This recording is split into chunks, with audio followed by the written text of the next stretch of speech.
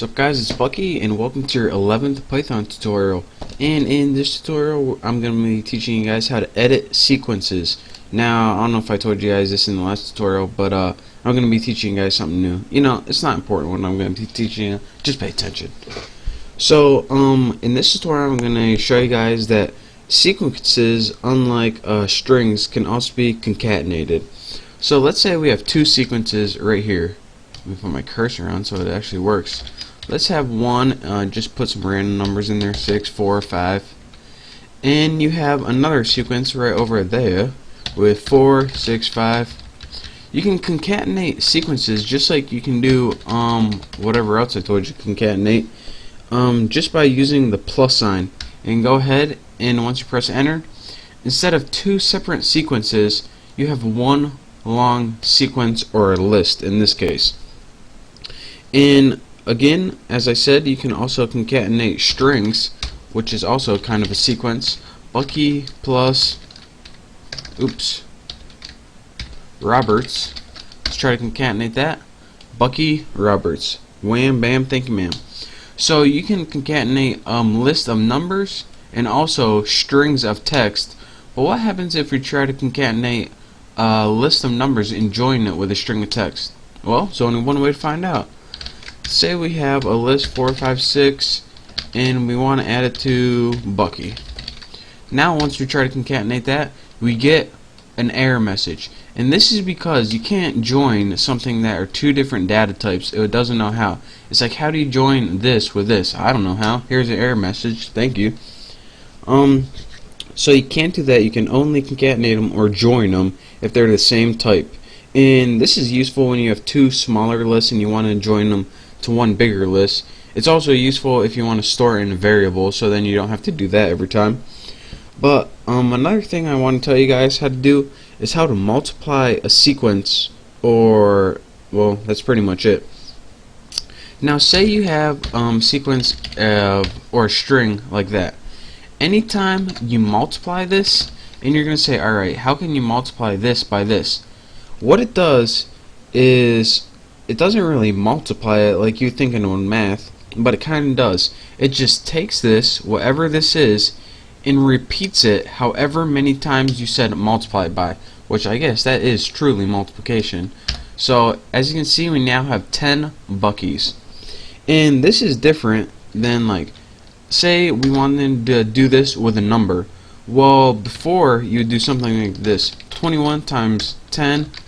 That's not exactly what we wanted, but that's multiplication as well. If you want to repeat 21 10 times, then you have to enclose it as an element in the list.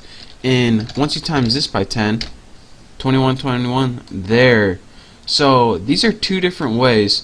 If you tried this and got this result, or you tried this and got this result, then that is what you were doing wrong. So there's a difference between how to multiply numbers and how to multiply items in a list. One gives you an answer and another gives you an answer, just in two different ways. So take note of that. And the last thing I want to talk to you guys about in this tutorial is something called membership. Now there's one little, I don't know if it's a function, but there's something in Python called in.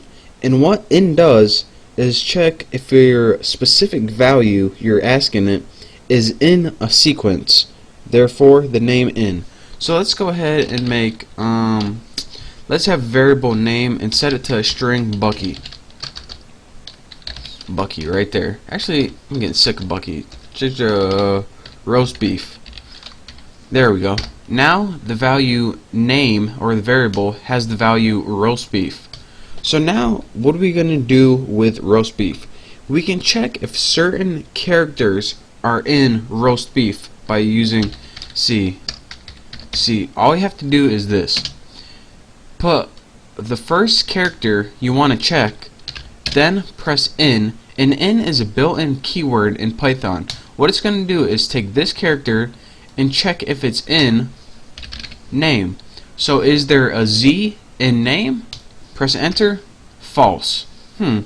Is there a R in the name roast beef? True, because here's an R right here, but it doesn't find a Z.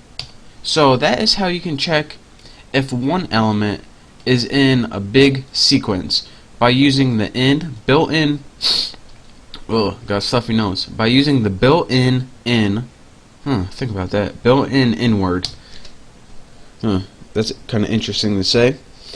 So another thing that you can do is apply this. Say you have an entire list of, well, I guess it's an entire list of just a list.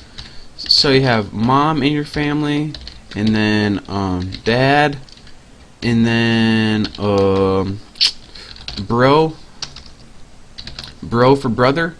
And once you press enter right there, you now have a list created that's stored in family.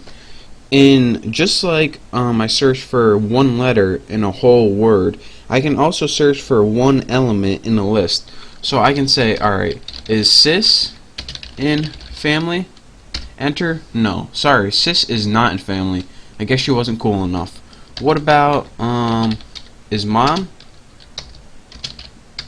Come on, keyboard. Is mom in family? True, because this element is in this sequence. So that's what in does. Check if this element is in this sequence. I can't tell you guys any more simple than that. So that is your quick tutorial on how to join sequences, and also how to check if a specific element is in a sequence. So study this tutorial. I hope you guys learned something, and don't forget to check out my next tutorial and make sure to subscribe. So thanks for watching, and I'll see you then.